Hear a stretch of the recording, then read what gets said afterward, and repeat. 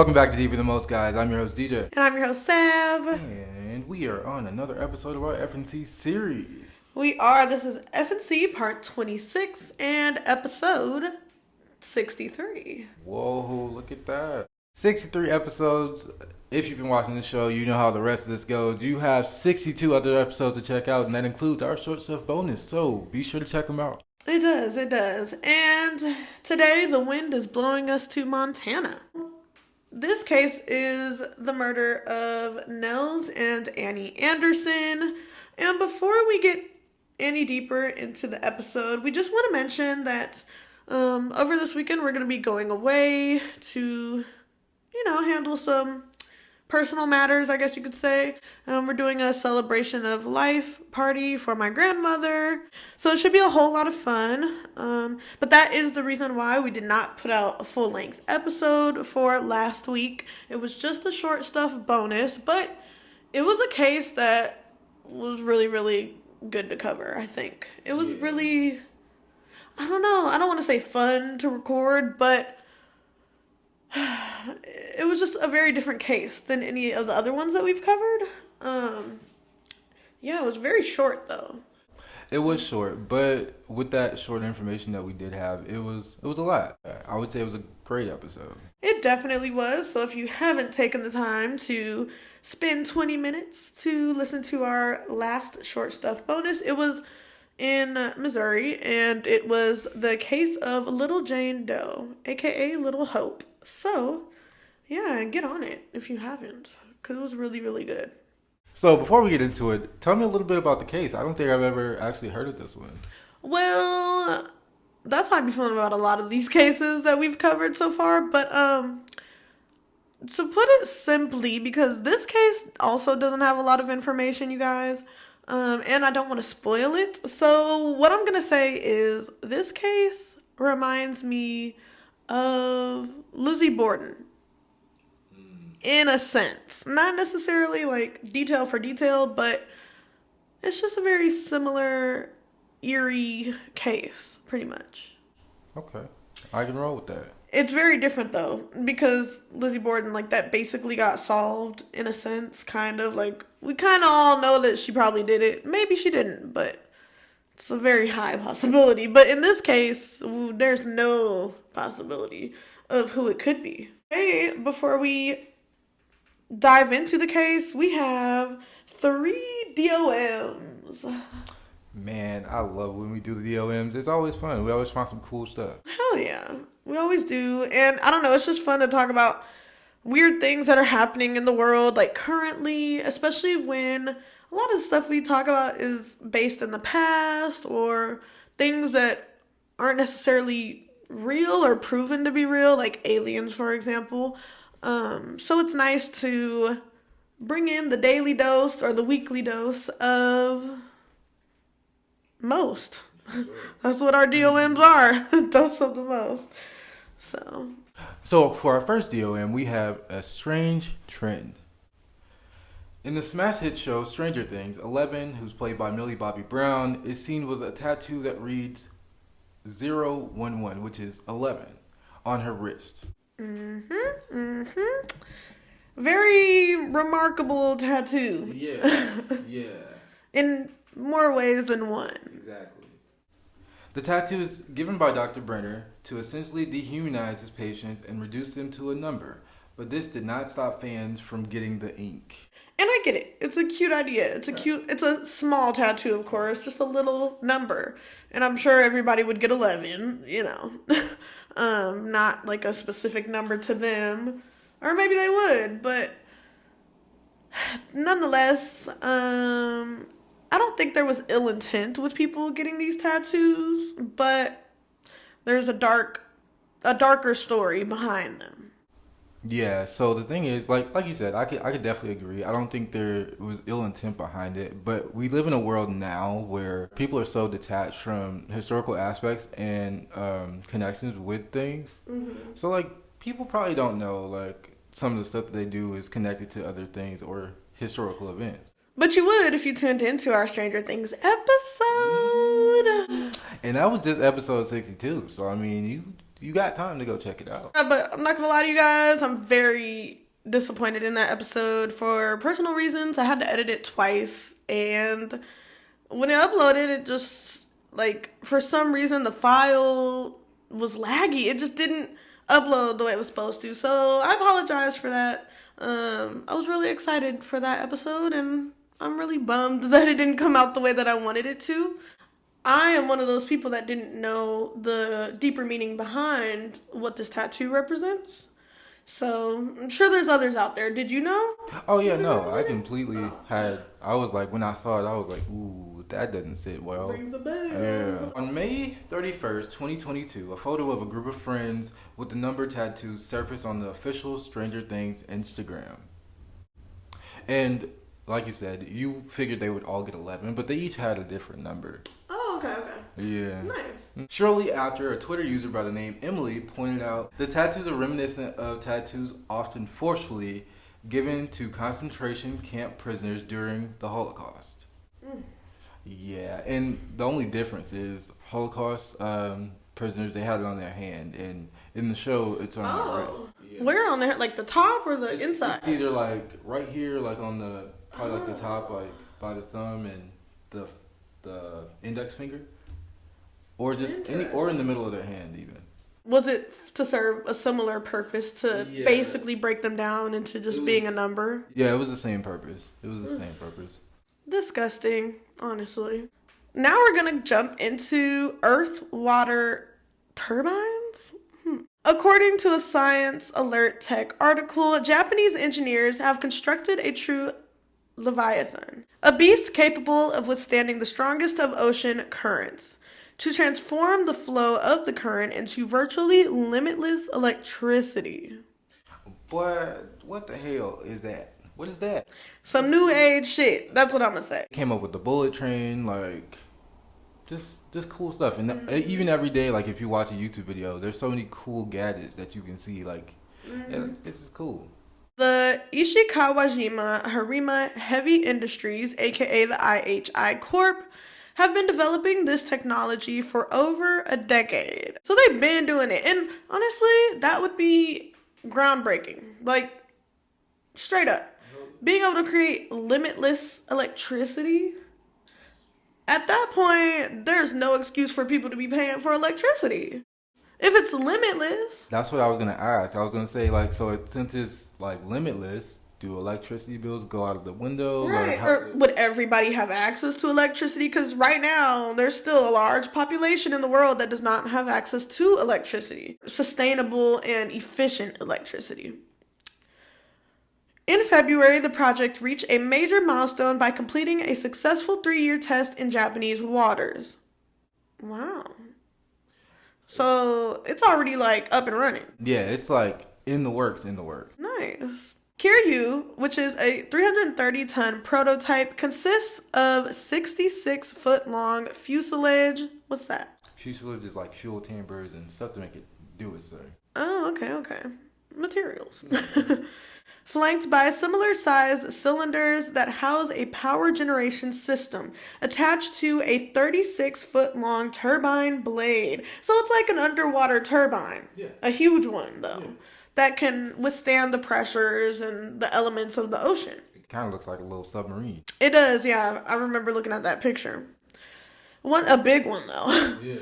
Once the device is in the ocean, it finds the most efficient position to generate power from the push of a deep water current. That's amazing. And the coolest part about it is it self-orients. So it doesn't matter how they put it in the water. It'll like fix itself to find like the strongest current and use the power from that. That's cool as fuck. That's OP. If Japan can like crack the code to that, I hope they share it with everybody. I don't know if that's likely, but it's a possibility. Yeah. Shout out to Japan. That's pretty cool. Yeah, that is some cool shit though. Like they always come. I don't know how they do it, but then we here stuck. Yeah. Third and final DOM is a whole new world. A never-before-seen ecosystem lurks in an underground river deep below the icy surface in Antarctica. Now, there's a lot of conspiracy theories surrounding Antarctica, which we will be we gotta get into that. Getting into eventually. But I don't know. Like, this is surprising, but not too surprising. Oh, not at all. Because what else would there be? Right. Researchers recently found a secret subterranean habitat under the Larsen Ice Shelf. And this is a massive ice sheet attached to the east coast of Antarctica. Wow. Yeah. And this ice shelf is actually home to one of the biggest icebergs in 2021. Oh, okay. Yeah. Damn. That's weird. And we're just now figuring this out. The team of scientists drilled 1,640 feet below the icy surface and used a hot water hose to get underground. Damn, that's deep. Yeah.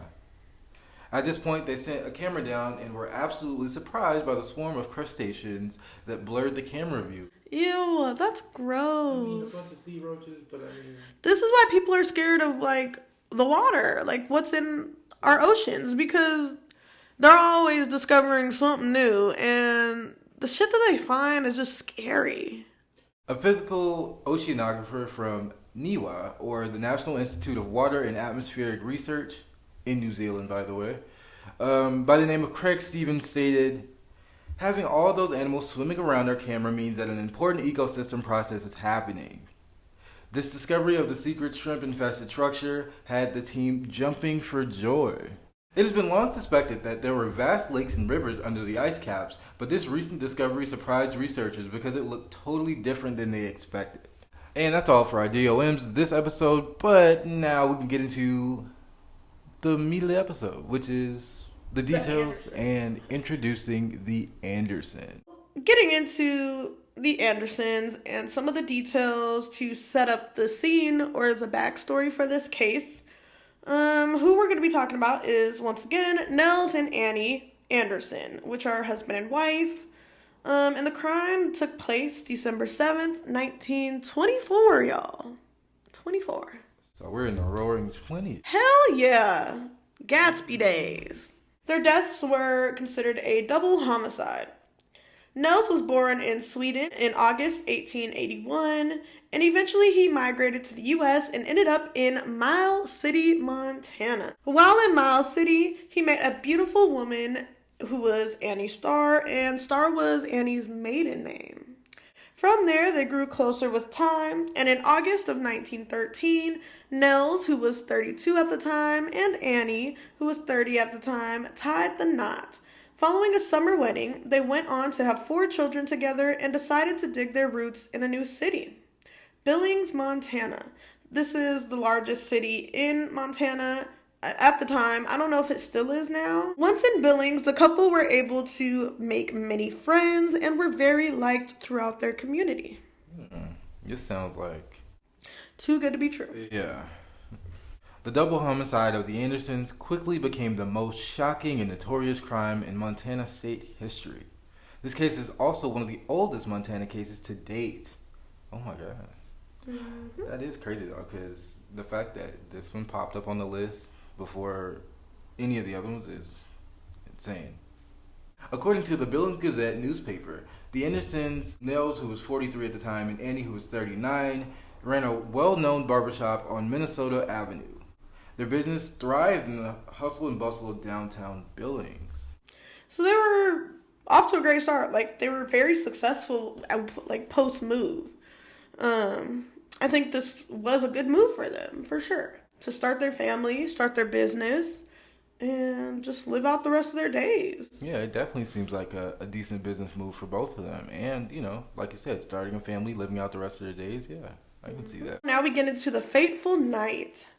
December 6th, so basically, the crime took place technically December 6th at nighttime. But they were discovered the 7th, and that's kind of, and maybe the crime happened like after midnight, who knows, still in the middle of the night. But just to give some context to me saying December 6th, that's why. So December 6th, 1924, Nell's sister, who is Anna Erickson, was at the Anderson home to watch their kids while the couple worked and closed up shop for the day. However, when Nels and Annie did not return home after closing, Anna began to worry, rightfully so. At the shop, the Andersons were supposed to be closing and locking up. They had put their coats on and were getting ready to head out for the day. However, they were approached by a latecomer. You can never trust somebody coming in right at close. Right.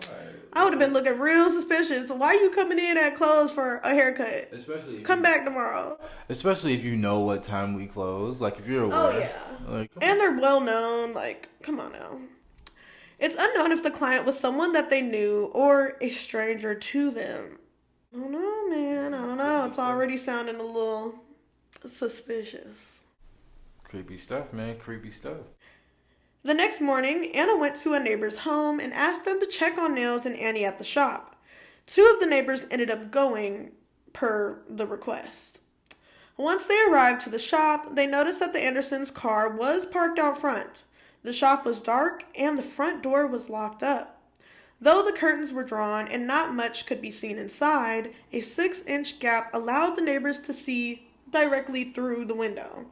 But it was still too dark to make anything of the view. So it must have been real dark in there. I don't know. Nah, that's worrying as fuck. Yeah. To continue on, the neighbor then went and got the police. Upon officer arrival, they immediately went to the window and shined a flashlight through the gap to see if the Andersons were inside. Which is smart. You know, I didn't know that flashlights were around during this time. Let me see, when was the flashlight invented? Looking it up, flashlights were invented like the beginning of 1899. So you were close. And they looked weird back then. Really? What they look like? Looks like that's a scroll or something. So it's confirmed, y'all. January 10th, 1899. Flashlights were invented. But that's very smart for them to shine a flashlight through the window to see because it is dark before just like barging in. So they shined the flashlight in, and what they saw was way more than they bargained for. Once they could see inside, they were stunned at the scene. A bloody mess covered the shop floor. In a barber's chair, police saw a body that appeared to be sitting and waiting for a cut. Police officers be seeing a lot of shit. And like a lot of shit. And I'm sure like probably even now, but back then there definitely was no talk of PTSD, therapy, counseling, none of that. And probably I don't even know if police officers are approved for like PTSD counseling and therapy, because I'm sure they get PTSD from the type of work you're doing. Yeah, definitely. And I know nowadays it's like a lot of new officers that do get on the force, and a lot of officers and even firefighters, they do have free psychic exams and free mental health like help. So okay, well that's good. Okay, because I know back then it wouldn't have even been a thought or topic of conversation. So they saw the victim, and thinking it was one of the Andersons, officers broke down the door and approached them. In the chair sat the body of Nels Anderson. His head had been split open with an axe. Oof. Oh my God. Yeah, that's gotta be a brutal scene. Just imagine like walking up on that. And he was wearing one glove with the other left on the floor. So he's probably, I wonder if he was in the process of putting them on. Like they were getting ready to go home. They were heading out. So, throwing their coats on, putting on their gloves. Because back then people wore gloves just as a part of their outfit, as an accessory, if you will. So yeah, that's bizarre. Super bizarre. As for Annie, she was nowhere to be found within the shop. Which is bizarre as well. Even more, officers followed a trail of blood that led to the shop's back door. Behind the shop was Nels' shed. And behind the shop was where police found Annie. Like her husband, she too had her head split open with the axe. She had her coat on and a hat. Oh my God. Yeah, so they were really getting ready to go home. They were locking everything up, and then whatever happened. About to walk out, and that person was like, hey, I want to cut. The axe was left lying next to her body. This was the same axe that Nels would use to chop wood for the barber shop. They had a wood-burning oven that they used to heat the shop with. So it wasn't weird that they had an axe there or a shed in the back. I'm sure the shed was to hold the wood. And then, they just had an axe there. But you know what's weird to me is I want to say like early 1900s, like killing somebody with an axe was typically just the way to go. Like I don't know what it was, but there were a lot of axe murders around this time. Think of it, like I can literally name three. Yeah. Well, two other ones aside from this one. Like you mentioned, like Lizzie Borden, the Vasilla axe murders. Yes. Yeah. Just weird. I wonder what that was all about. Because it's definitely not the first weapon of choice nowadays. So yeah, it's very interesting. But clearly, using an axe as a weapon does work. It gets the job done, if that's somebody's goal. There was also a bag of groceries left within the shop, implying that Annie had left at some point to grab some groceries and returned for a short period before the murders took place. Just sad. And they had like 4 kids waiting on them, like his sister, like everybody was just waiting on them to come home. Really, really sad. Yeah. Honestly. That's sad as hell. And then they just never made it home. Yeah. Just after work, like minding their business. Grabbing groceries, about to go. Like lock up, go home, spend the night with the family, cook dinner probably. Listen to some roaring 20s music. Which was fire, I might add. It really was. It was really like jazz and blues, right? Yeah. It was, the 20s was a very interesting time because you get, your flappers and you get the early jazz music, you get your people smoking everywhere. Sounds like a fun time. Prohibition, of course, so then you get your little speakeasies to deal with. Yeah. It's a lot. But speaking of returning for a short period, we're going to take a time to thank our sponsors and we will see you soon. Have you heard about Anchor? It's the easiest way to make a podcast. It's free and easy to use. It has creation tools that allow for recording and editing straight from your phone or computer. This means you can view your listener count, upload vidcasts, and personalize your show, making it the best user experience around. Anchor will distribute your podcast for you to Spotify, Apple Podcasts, and so many more, making it so you don't have to do it individually. You can even monetize the podcast without minimum listenership. Anchor has all the tools to make a podcast in one place, like adding files, sound effects, and audience messages. So download Anchor today at anchor.fm, and that's anchor.fm, ANCHOR.fm. So what are you doing? Start your own podcast now. And we're back. Like a roaring 20s butt crack. Now we're going to get into some police theories and a little bit more. Police were never able to find a motive for this gruesome crime. The cash register was left untouched, groceries were not taken, and the killer or killers did not care to go through either Nels or Annie's pockets. That's fucking weird. Which makes me think that it was personal. I feel like when it comes down to somebody just trying to, I don't know, attack somebody random, more than likely they're gonna try to get something extra out of it. Yeah, I feel like if it were a random attack, knowing that they were popular, knowing who they were, they definitely would have gone for... In their place of business, there's money in there. They definitely would have gone for the cash register. They definitely would have took at least some groceries or something. You know what I mean? The fact that nothing was taken and then these crimes were just committed and then left at that says that, maybe this could have been somebody that just had a vendetta. Like a personal attack. And because when you're when you're sought out to hurt somebody, that's your goal. You're not worried about taking anything else. They completed their goal. They just wanted to get rid of them. And they did. So that's what makes me think that this might be somebody they know, or maybe somebody that one of them knows and not the both of them. And then the other one was kind of just collateral. Because the way I think about it is, they were loved and liked by the town, but of course you always have those people that don't like you. So always. You could have Jim, Joe, and Bob be the ones that love you, and then behind the scenes... Karen is the hater. Yeah. I'm sorry. I just had to. It was a perfect opportunity. I mean, hey, Karen. There was no sign of a break-in or a physical struggle. Police noted that the crime scene was horrifically bloody and grim, similar to Lizzie Borden. Around 9 p.m. the night of the murders, a woman was walking past the shop. She claimed she saw Nels arguing with another man. Ooh, We got a witness, y'all. We got a witness. That she described to be of a darker complexion. She went further with expressing she believed that the unidentified man was possibly Mexican. How the hell she just know? How she just know that, though? Police followed this one and only tip, and it led them nowhere. Police figured the killer was either a deranged maniac or a drug fiend. Not a fiend. And that he was a drifter who likely ditched town after committing the murders.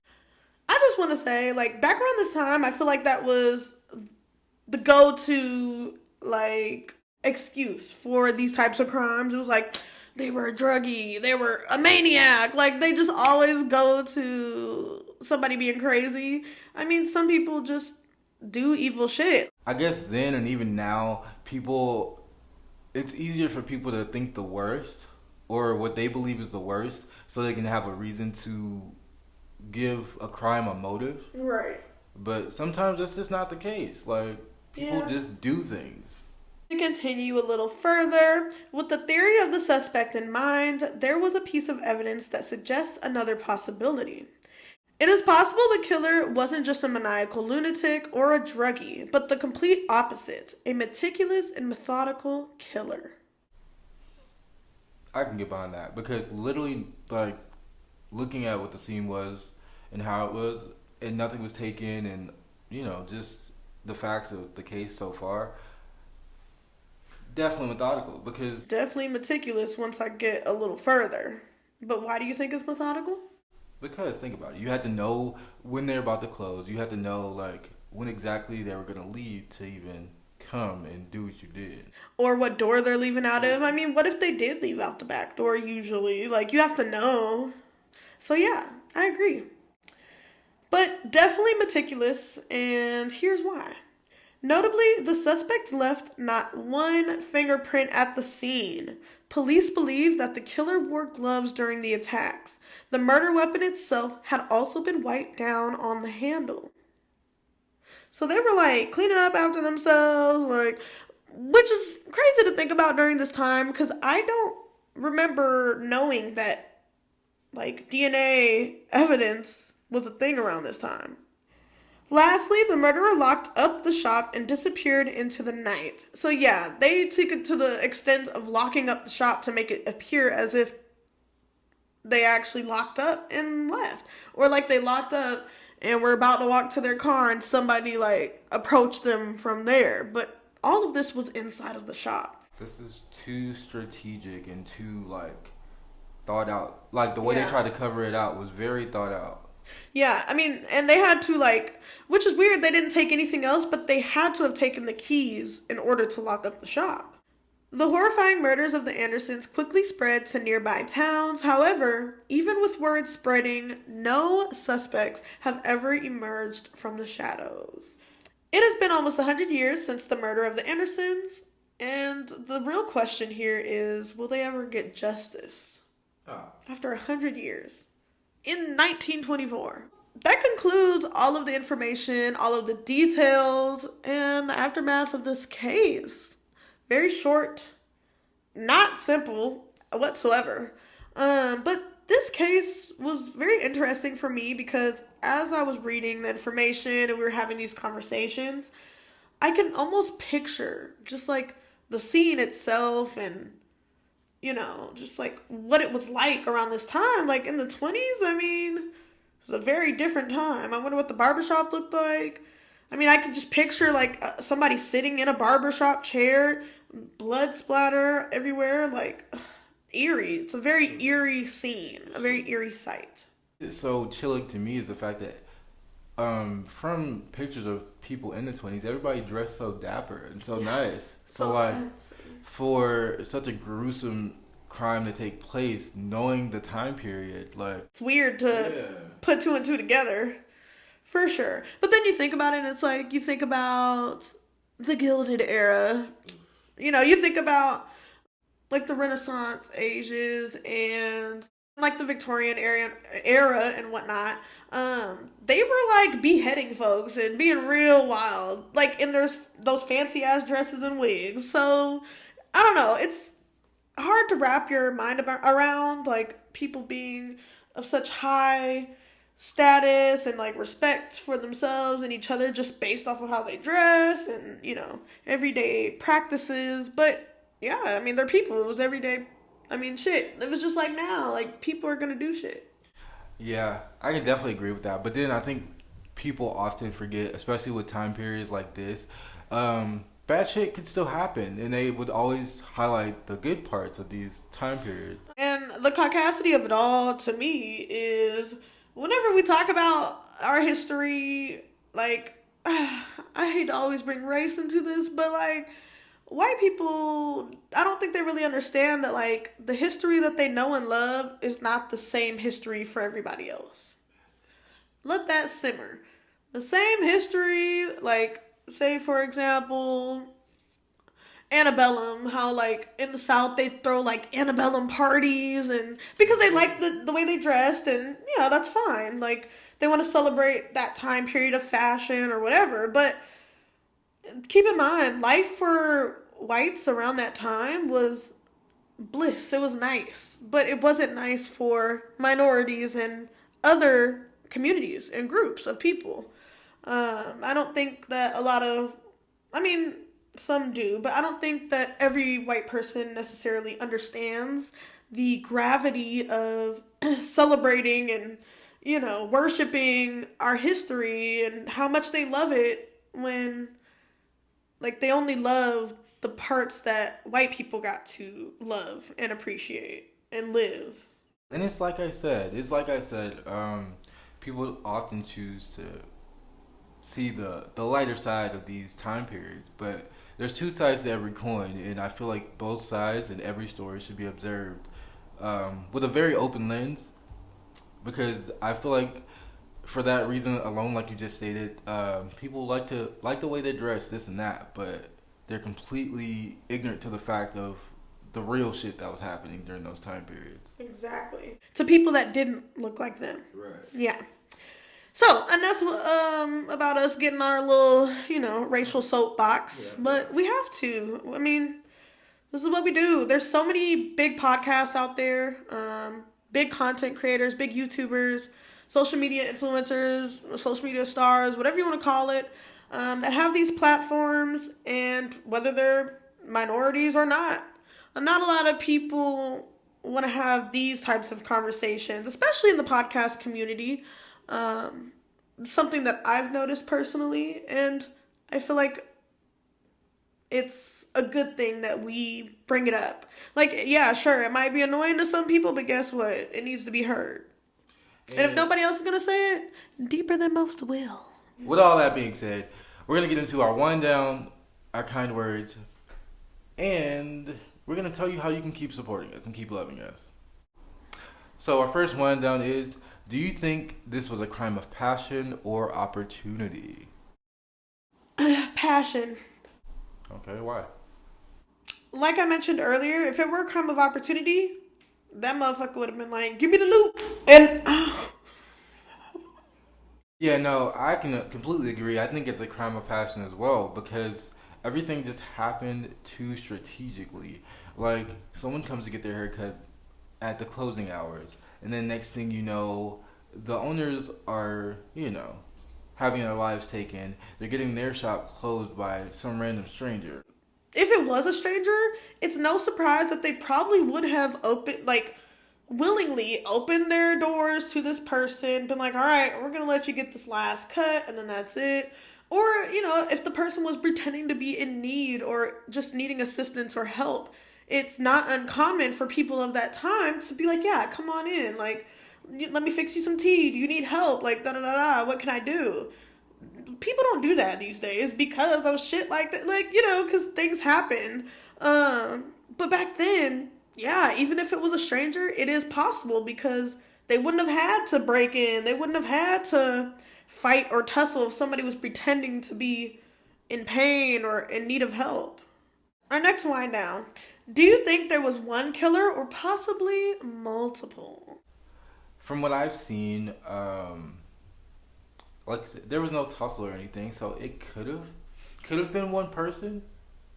it could have been one person because things just happened too strategically, in my personal opinion. Right. So it definitely. So you think it's one? Yeah, it could have been one person, but also to entertain the possibility of there being multiple people. Say someone was a distraction, and then. Oh, okay. So not two people like killing them, but Right. like one was there to like get into the place, and then they were like, "All right, fine, I don't need a cut," and they go to walk out, and somebody just rushes in there, type of a situation. So, like, my final answer is I personally believe it was one killer, but if I were to entertain the possibility of multiple, that's how I think it would play out.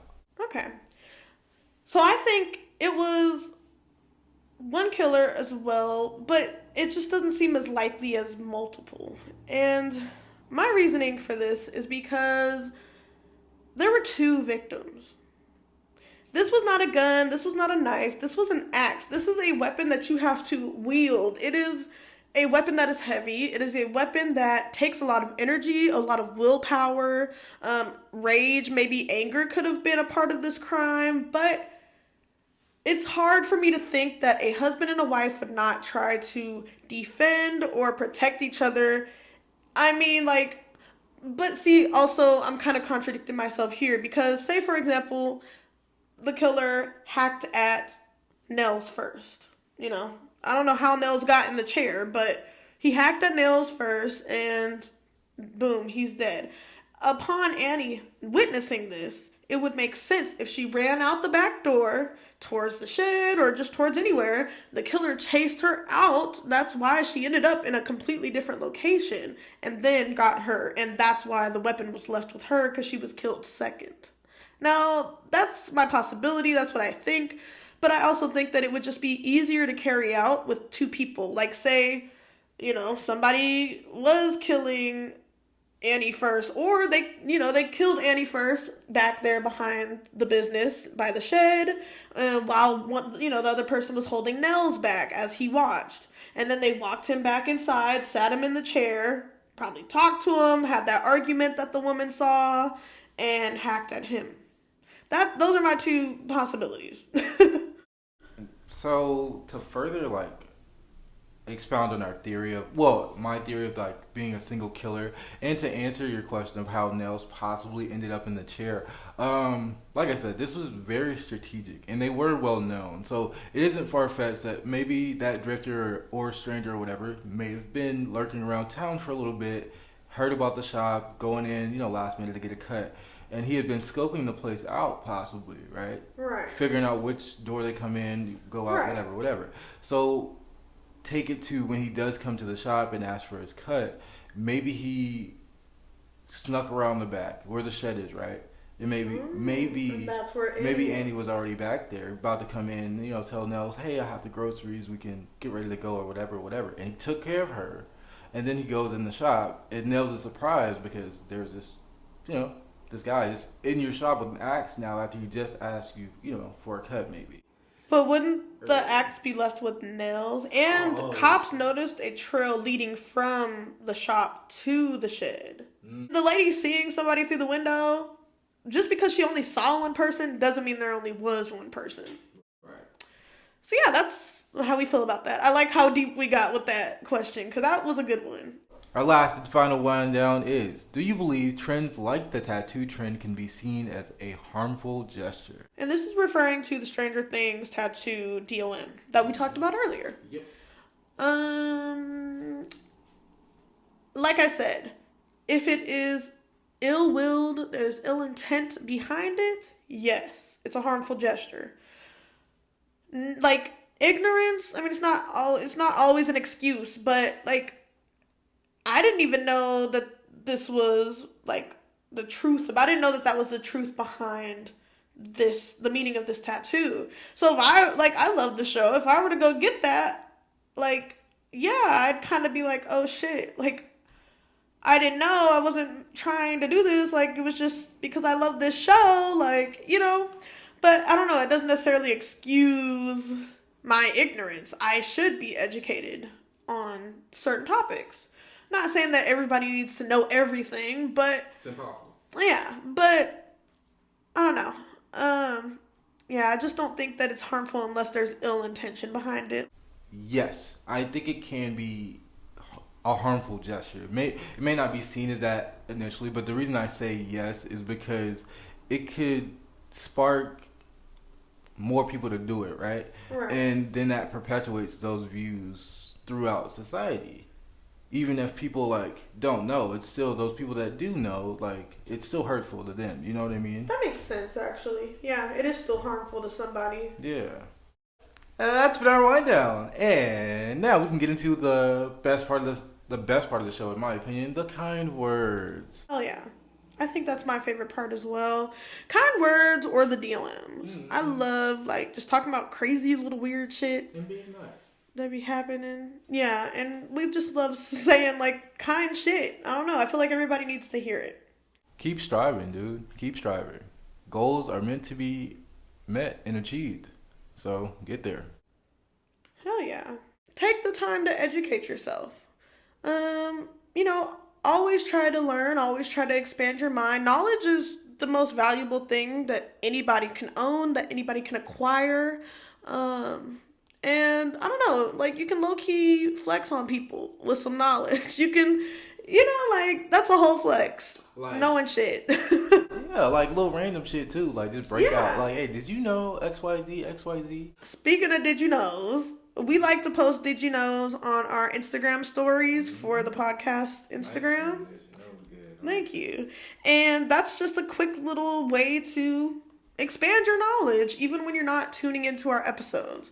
Because we do like to try to educate you guys in our episodes, but I mean, sometimes you don't want to sit here for an hour or an hour and a half or 30 minutes to get a bit of knowledge. Like, just watch our Instagram story. You'll get a quick picture, a quick did you know, and boom, you know. Check us out on Spotify, Apple Podcasts, Google Podcasts, wherever you listen to your podcast. Make sure you leave a like, make sure you comment, make sure you share, make sure you subscribe if you're watching on YouTube. Leave a written review. Send in your questions on our Instagram at deeperthanmostpc. We even have an email address, which is deeperthanmostpc@gmail.com. So please send your requests, send your thoughts, send your messages. Did you mention the Facebook page? Oh, and Deeper Than Most be on Facebook. And gets even deeper, even better. Like you said, we post Did You Knows all the time. But our official Deeper Than Most Facebook group page gives you a little bit more insight on our humor, our upcoming episodes, and just some cool stuff to talk about. Yeah, we have little random conversations over there. Also, we had a TikTok, but we haven't been able to log into it for a couple months, y'all. So we might just make a new one, or we might just give up, because we aren't too keen on TikTok anyway. I feel old saying so we'll see. I know. And this has been episode 63. You know what that means. You have 62 other episodes to check out, including our lovely short stuff bonuses. Especially the one about Lizzie Borden. Check it out. Stay light, stay bright, stay positive. I've been your host, DJ. And I've been your host, Sab. Catch us next week on Deeper Than Most.